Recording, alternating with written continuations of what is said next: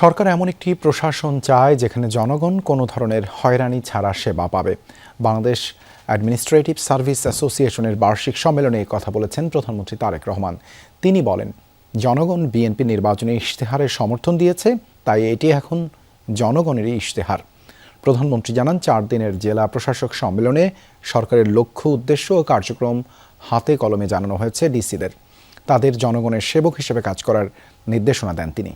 জেলা প্রশাসক সম্মেলনের সমাপনী অধিবেশন শেষে বাংলাদেশ চীন মৈত্রী সম্মেলন কেন্দ্রে বাংলাদেশ অ্যাডমিনিস্ট্রেটিভ সার্ভিস অ্যাসোসিয়েশনের সঙ্গে সভা করেন প্রধানমন্ত্রী তারেক রহমান।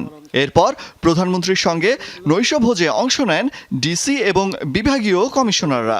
শেষ দিনে বিভিন্ন মন্ত্রণালয় এবং বিভাগের সঙ্গে ডিসিদের 9টি কার্য অধিবেশন ছিল।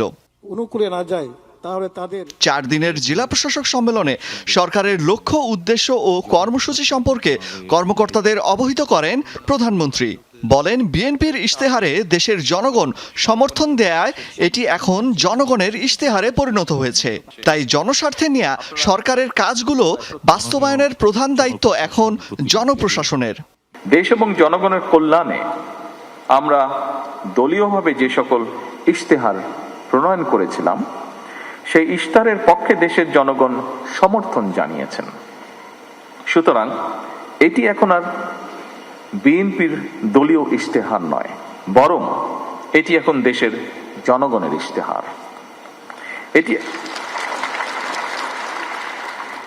এটি এখন জনগণের জন্য সরকারের ইশতেহার।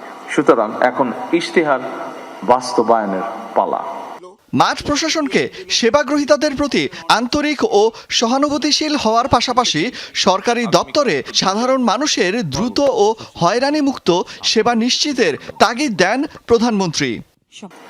আমরা কথায় কথায় বলি জনগণ রাষ্ট্রের মালিক। জনগণ যদি সত্যি রাষ্ট্রের মালিক হয়, তাহলে এই মালিক অর্থাৎ সেবাগ্রহীতা যারা, তারা যখন অফিস আদালতে তাদের সমস্যা নিয়ে যান, তারা যেন আপনাদের সেবায় কিছুটা হলেও রাষ্ট্রের মালিকানা অনুভব করতে পারেন, সেটি নিশ্চিত করা কিন্তু আপনাদের দায়িত্বের একটি অংশ বলে আমি মনে করি। প্রধানমন্ত্রী আরও বলেন, তরুণদের জনশক্তিতে রূপান্তর করতে পারলে তারাই হবে দক্ষ জনসম্পদ। এ সময় তিনি কর্মকর্তাদের মানুষের উপকার করার মানসিকতা নিয়ে সামনে এগোনোর আহ্বান জানান। ভবিষ্যতে এসব বিষয়গুলোর প্রতি আরো মনোযোগী এবং যত্নবান থাকার জন্য আমি আপনাদের দৃষ্টি আকর্ষণ করছি। উপস্থিত বিভাগীয় কমিশনার এবং জেলা প্রশাসক বৃন্দ, রাষ্ট্রের সবচেয়ে বড় সম্পদ হলো জনগণের বিশ্বাস।